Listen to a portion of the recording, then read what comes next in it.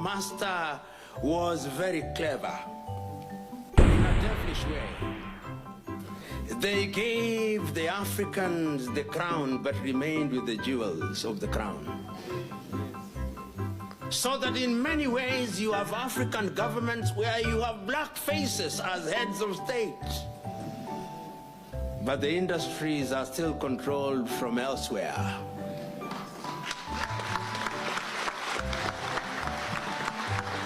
That is the nature of the colonial. But in my own view, we cannot, as Africans, keep on lamenting, because the problem with us Africans also is that we are prisoners of sorrows and lamentation. So we say, oh, God did, God, let's not allow God to enter into these things which we can do ourselves.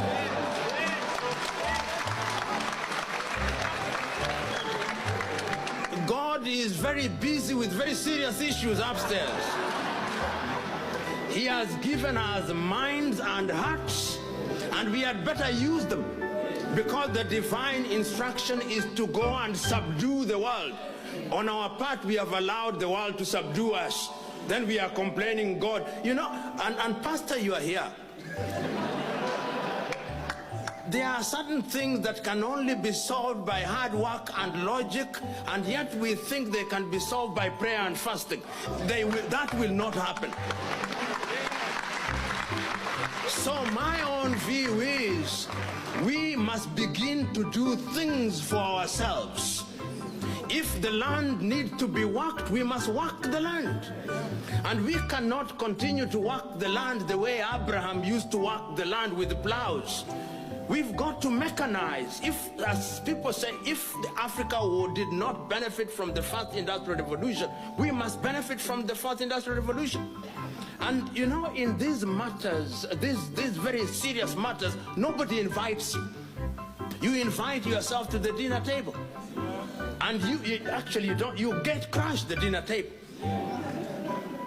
So that you are noticed. You know, right now, many Africans, and I say this because we Africans, people are on top of the dinner table eating Ceylon steak and caviar, and we are under the table fighting over crumbs. This is what is happening. When you see black on black violence, it is essentially, what are we fighting for? Crumbs. Crumbs. The real meal is on the table.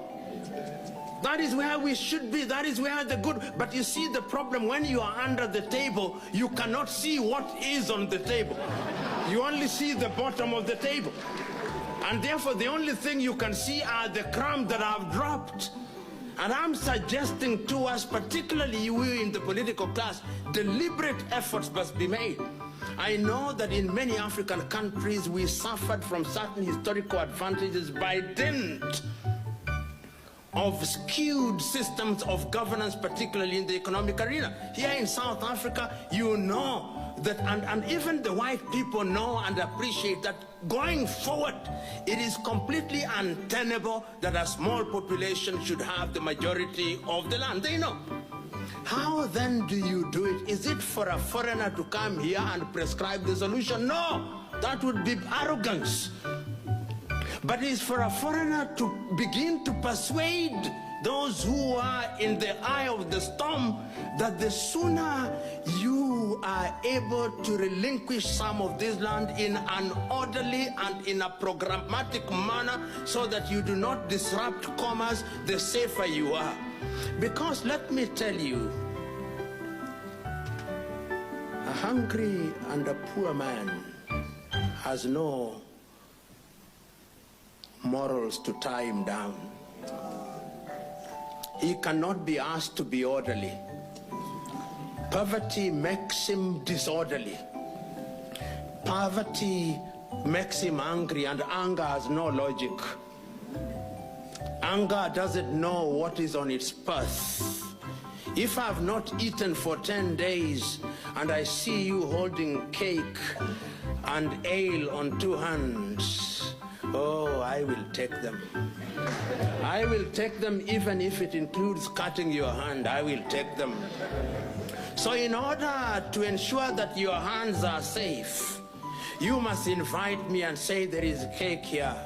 Let us begin to share. But when one is hungry for a long time, you also don't give him a very large dose of food very quickly. You begin slowly, and you educate him.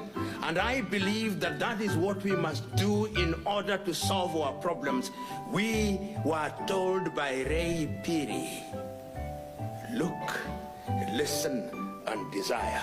Let us look, let us listen, and desire to do the right thing for the general good.